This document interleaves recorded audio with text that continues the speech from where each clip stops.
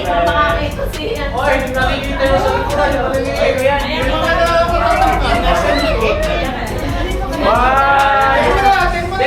Mayroong upo dito. Mayroong upo. Upo ka dyan, Tes. Hindi siya makikita. Hindi kita.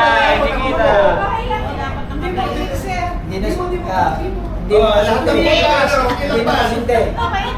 Oh, yan, game ha. 1, 2, 3. Isa pa.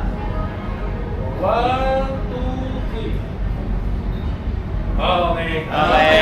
Okay. Oh, saan na? Sinang mas eh? Papatayin ko na siya. So yung boy, napanood mo na?